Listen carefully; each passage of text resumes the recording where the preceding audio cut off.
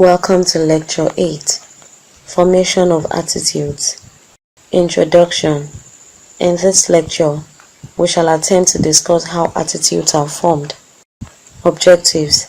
At the end of this lecture, you should be able to 1.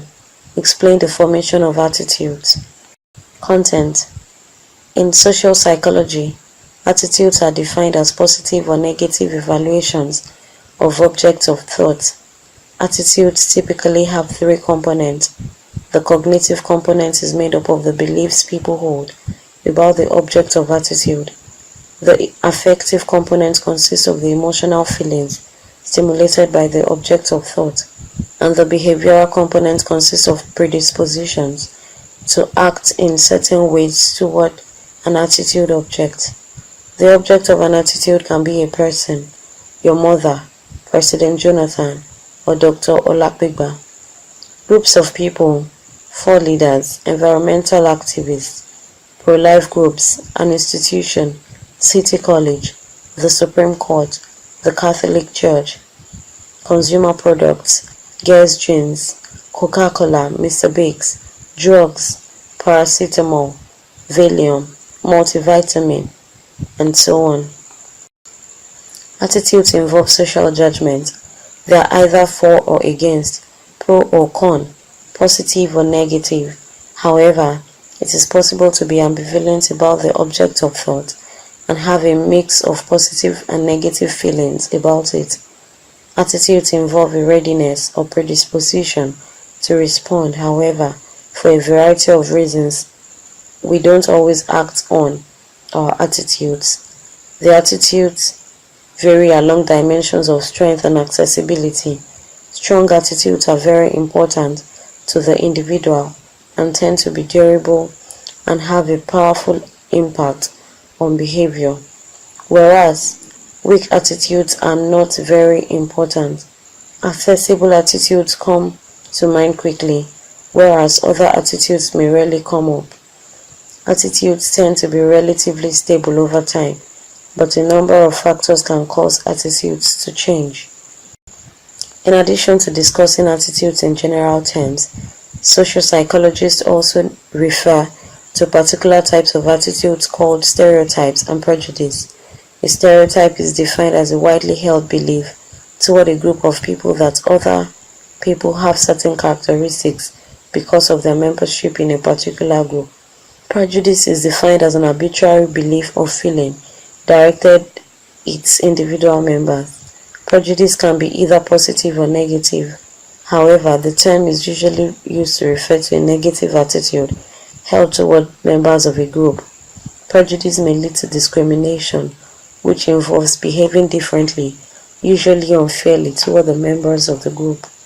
Psychological factors involved in attitude formation and attitude change.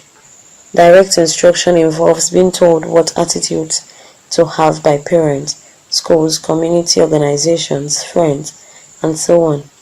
Operant conditioning is a simple form of learning. It is based on the law of effect and involves voluntary responses.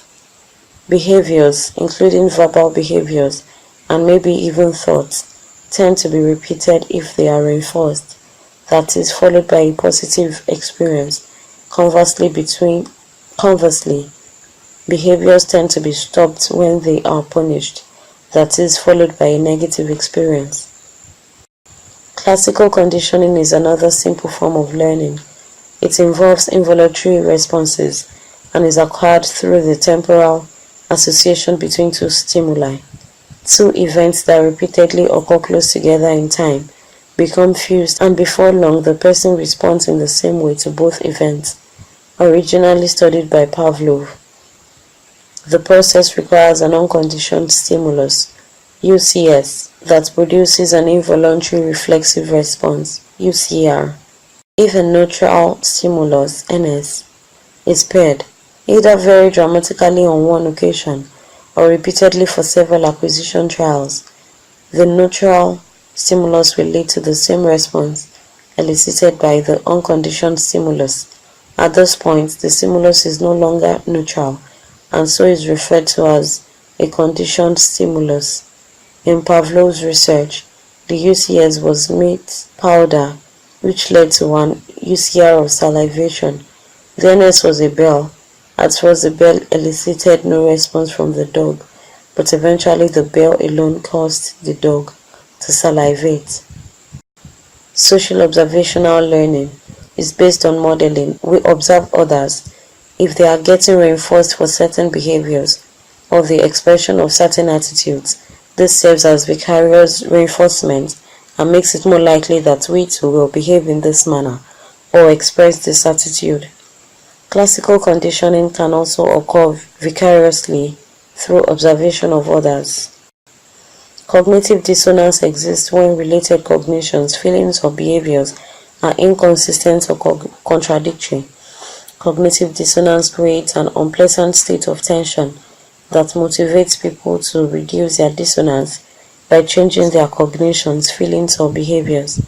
For example, a person who starts out with a negative attitude toward marijuana will experience cognitive dissonance if they start smoking marijuana and find themselves enjoying the experience. The dissonance they experience is thus likely to motivate them to either change their attitude toward marijuana or stop using marijuana. This process can be conscious, but often occurs without conscious awareness. Unconscious motivation.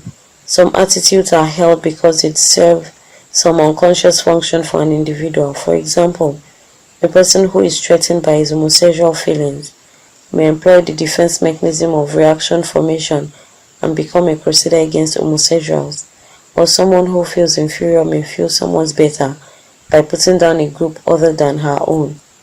Because it is unconscious, the person will not be aware of the unconscious motivation at the time it is operative, but may become aware of it at some later point in time.